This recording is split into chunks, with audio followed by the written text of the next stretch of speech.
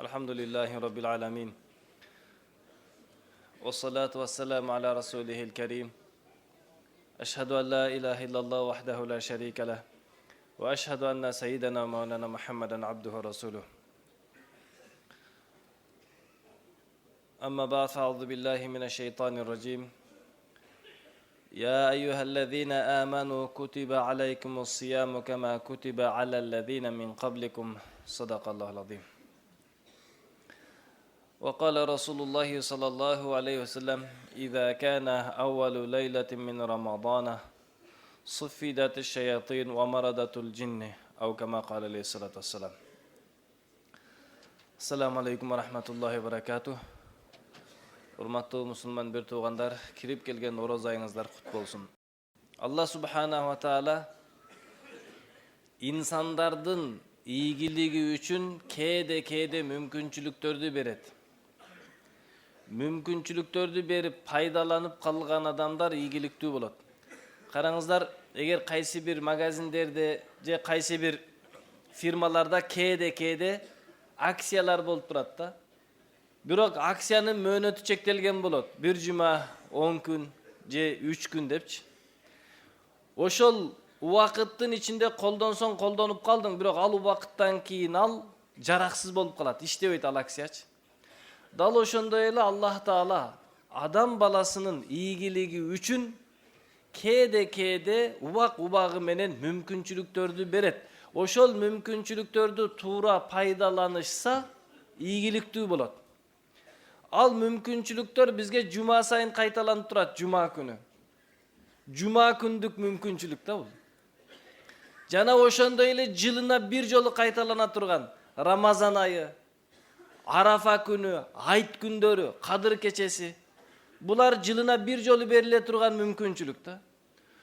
Ошол үчүн урматтуу бир туугандар, сахаба радыйаллаху анхудар, пайгамбар алейхиссалату вассалам ушул айга жетиш үчүн 2 ай эрте дуа кылып баштайт эле. Аллахым, бизди Рамазан айына жеткизе көр депчи.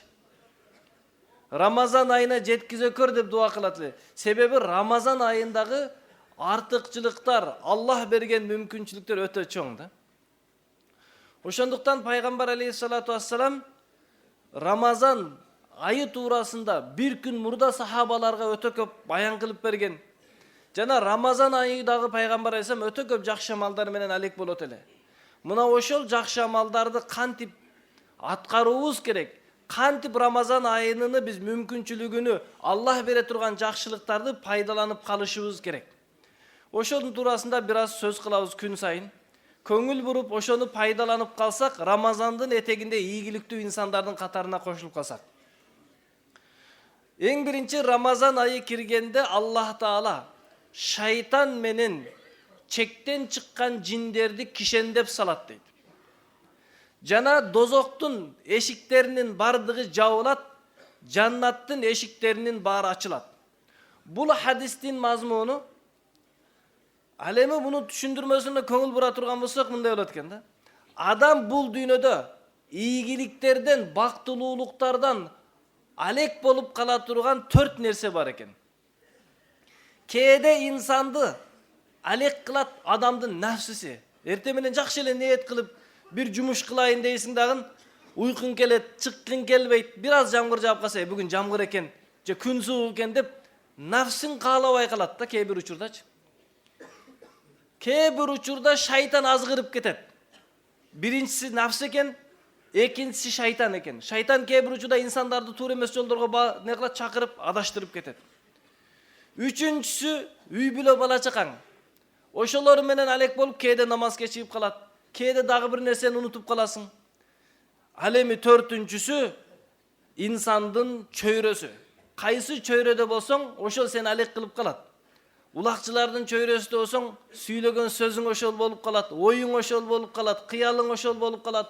Эгер футболисттердин чөйрөсүндө болсоң, оюң, кыялың баары топ болуп калат.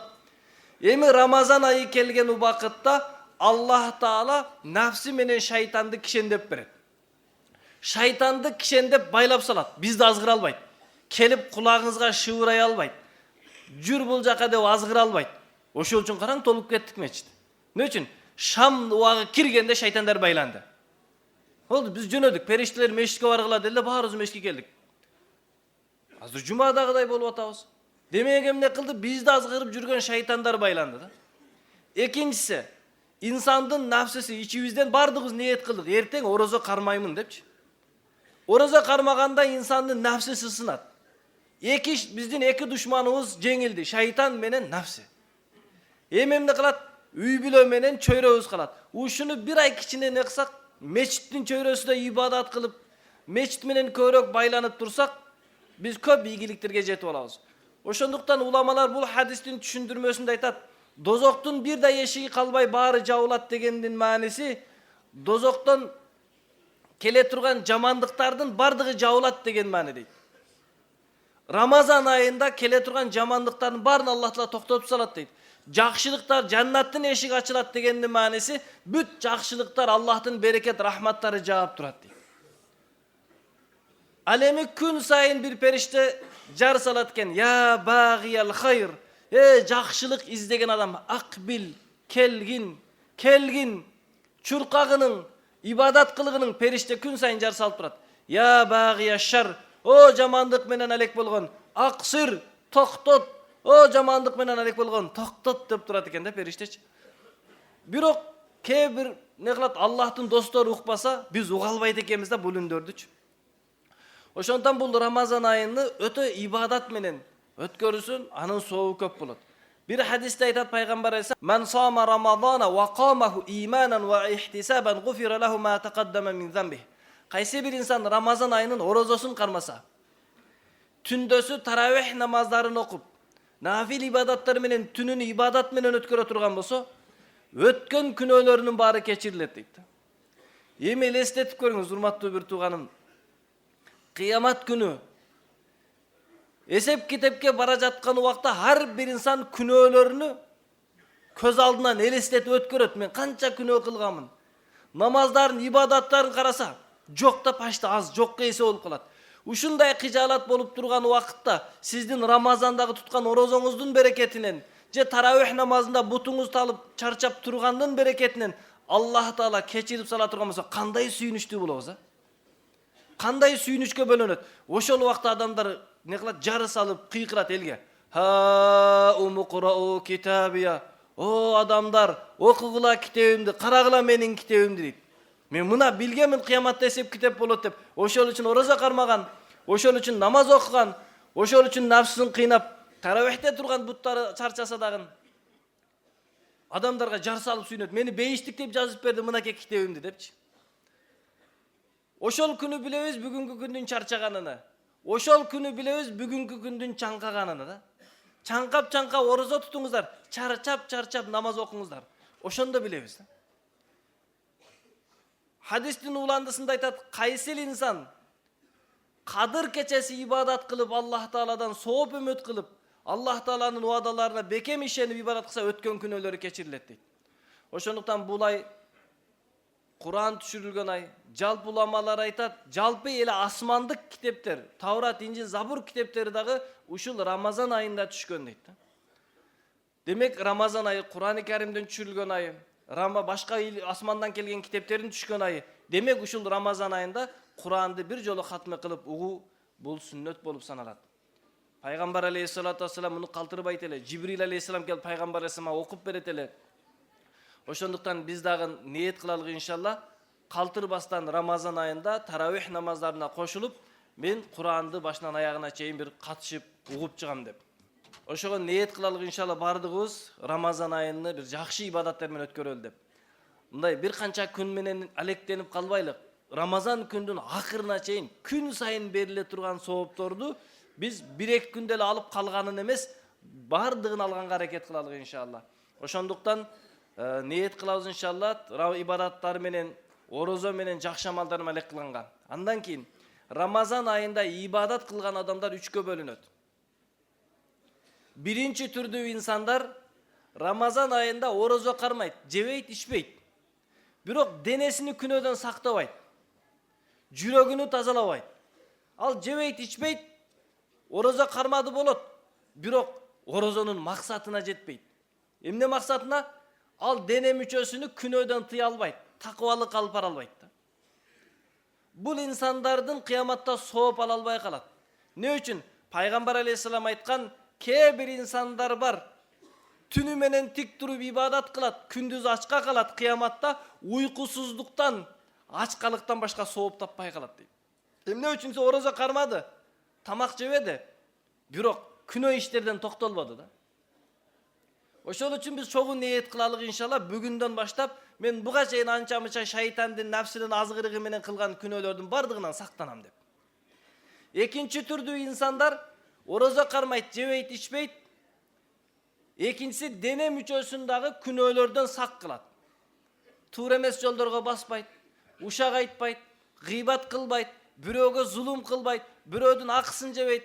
Тактап айтканда адам күнөө иштерден дене мүчөлөрүн дагы сактайт. Бул ийгиликке жеткен инсандар болот. Себеби орозонун максаты инсанды ачка калтырып, денесин башкаруу эле да, такыба алып келүү эле. Күнөөдөн сактоо эле, күнөөдөн сакталды, бул инсандар орозобун соогун алат.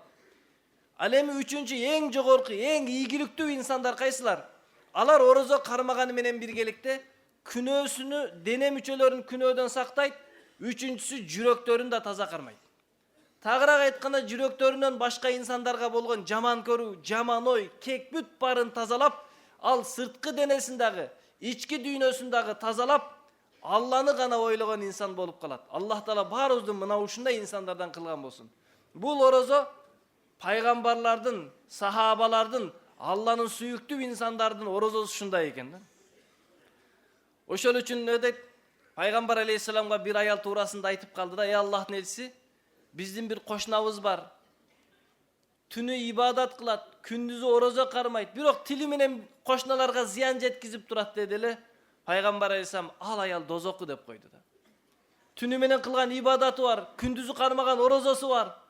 Эми ошону жыл айланып кылсачы, биз Рамазан айында бир эл ай кылалы деп жатабыз да. Ал жыл айланып кылат экен ошонучу. Бирок тили менен башкага зыян жеткизгендиктен ал аялга дозоку деп чечим чыгарды. Демек биздин тилибизден, биздин колубуздан, биздин күчүбүздөн эч кимге зыян жетпей турган адам бололук. Ошону менен эле чектелбестен бардык инсанга пайдалуу инсан болгонго аракет кылалык. Мүмкүн болушунча пайдалуу инсан бололук. Башкаларга пайдан жеткизелик. Эч качан зыян жетпей турган инсан бололук. Аллах Таала баарыбызды мына ушундай деңгээлге орозо карманга мүмкүнчүлүк берсин.